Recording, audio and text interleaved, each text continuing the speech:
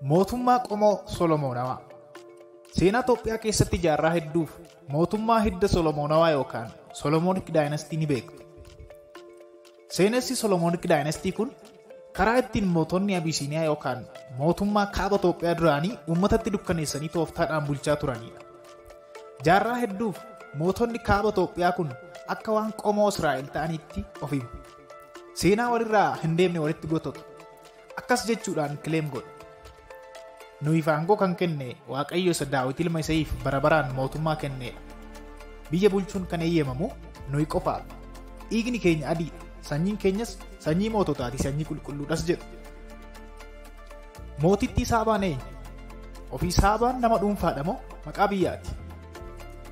Akka kitaabni Kibra Nagas jedhutti bara mootichi Solomoon ilmi Daawit Israa'eliin bulchaa turetti mootittiin Itoophiyaa yeroo sanaa Nigisti Saabaa kan jedhamtu biyya Israa'eliin daawwachuuf dhaqxe. Akka kitaabni kun jedhuttis Nigisti Saabaan mootii Itoophiyaa Minilik tokkoffaa kan jedhamu Solomoon ilma Daawit mootii Israa'eliif deessee jedha. Akkas jechuudhaan seenessa kitaabichi.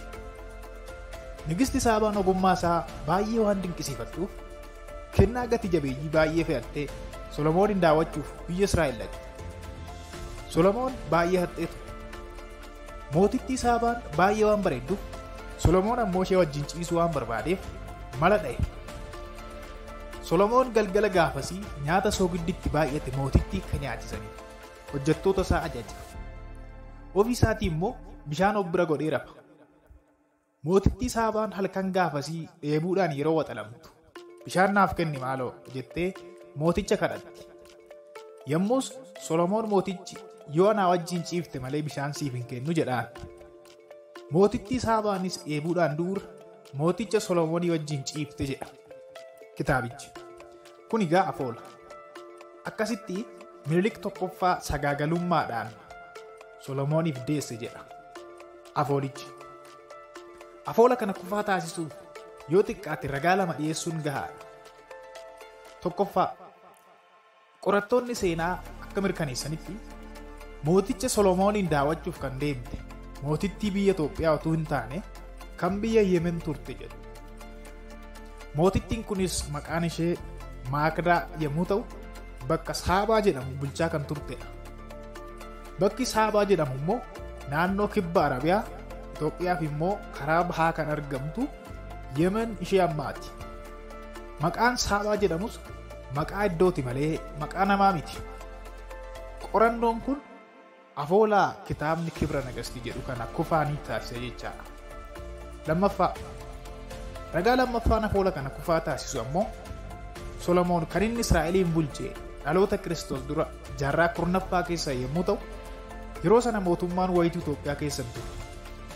Itoophiyaan kaartaa ammaa kana qabdus hin jirtu ture. Mootummaa beekamaan jalqaba Itoophiyaa keessatti ka'ee mootummaa Kuush yommuu ta'u inni iyyuu dhaloota Kiristoos dura jaarraa tokkoffaa keessadha kan inni hundeeffame. Barri mootummaa Kuushii fi barri Solomoon Israa'eliin bulche iyyuu yoo xiqqaate jaarraa 9 oliin wal gata jechaadha. Maatii miidiyaa Dirree Barnootaa yeroo dhiyootti seenaa Itoophiyaa fi uummata Oromoo ilaalchise hayyuu seenaa tokko wajjin afgaaffii goone kan isin biraan geenyu ta'a. Hammasittuu miidiyaa Dirree Barnootaa haaraa kan taatan sabiskiraayib gochaa, warra haaraadhaaf immoo sheer gochaa nu eegaa. Yaadaa fi gaaffii qabdanis nuuf qoodaa.